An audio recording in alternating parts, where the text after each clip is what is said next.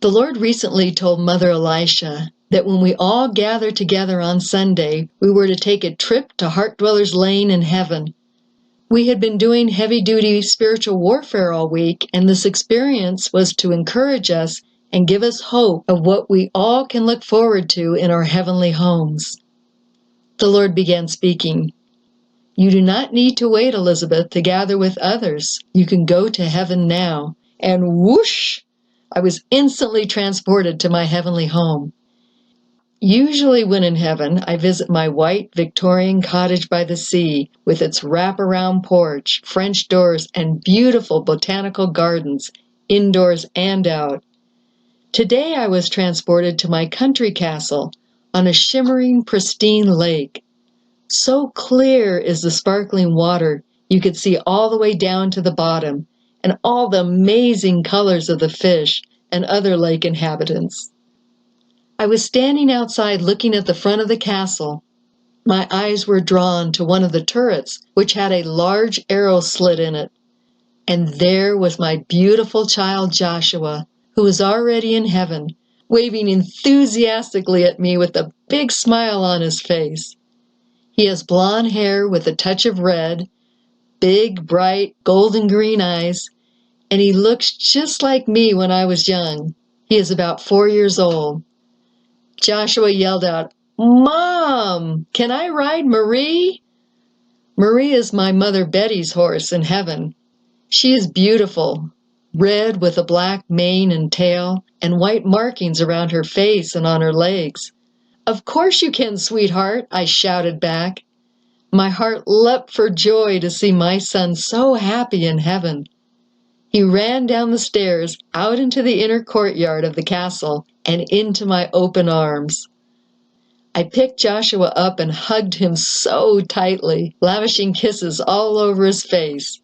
He wiped his little cherubic face with his fist, saying, "Ah, Mom, I love you too."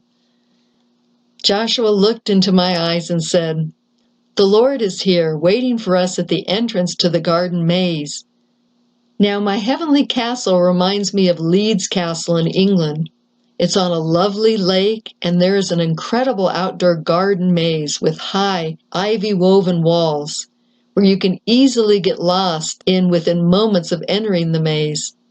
My son raced ahead of me, Mach 2 with his hair on fire, running towards the maze. He ran inside and disappeared. I was wondering why he didn't stay at the entrance where Jesus was supposed to be, when after several minutes I saw him in the crow's nest, high above the maze. The crow's nest is for people who get lost in the maze and need to be directed to the exit.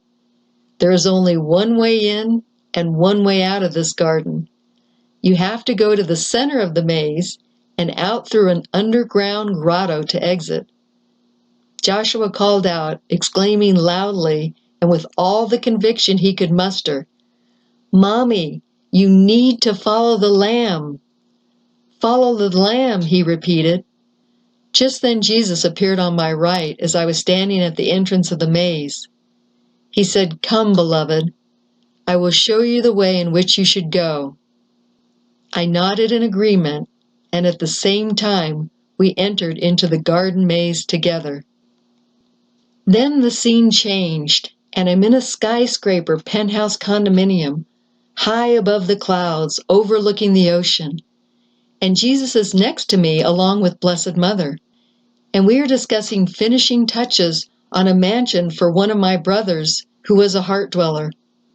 This brother died a martyr for his faith, and Jesus was telling us about some of the secret desires of his heart. And we were busy trying to manifest this in his eternal home. His residence needed to be extra special because he died a martyr. I immediately walked over to large double doors. Upon opening them, I saw the largest showroom of features and decor you could imagine for a home, for the interior and the exterior. It was beyond nothing I had ever seen. You could select different types of waterfalls, private islands, boats, docks, patios, greenhouses, landscapes, terrain, and every type of home was available. You could pick an igloo and put it in the middle of a rainforest. Or take a palatial palace and surround it with miles and miles of desert sand. There were no limits as to what could be created. It was so far beyond our limited earthly imaginations. I got the sense that this was my work in heaven. What an awesome job! Heart Dwellers Lane in heaven is not a lane at all. It's a very, very large city, more like a county, actually more like a heavenly realm all by itself. I'm sure it has its own postal code. As I was finishing my brother's home, I spied a full-size clay samurai warrior, and this reminds me of Mother Elisha, because when she puts on her full armor of God, she looks like a samurai warrior. In one of Mother Elisha's home, off to the side of her house, there is a flagstone path that leads to a stunning Japanese garden with the most beautiful and colorful birds ever, a waterfall that sparkles, and koi pond with large lily pads that you can actually walk on. Literally, you can walk on water at Mother's home. Only Mother Elisha and, of course, God himself know which lily pads you can step on without falling into the water to get to her lovely hidden retreat made of bamboo and a very simple thatched roof. I found this out the hard way when I came up with a not-so-brilliant idea of trying to sneak up on Mother when she was at her retreat. I ended up soaking wet from head to toe after falling into the water several times, trying to figure out the correct path. It is truly the perfect private getaway to be alone with her spouse. Only Mother Elisha would have thought of a way to booby-trap others from disrupting her time with her beloved Jesus. And that was the end of my heavenly visit. You all can have these same experiences by simply closing your eyes and imagining yourself in heaven.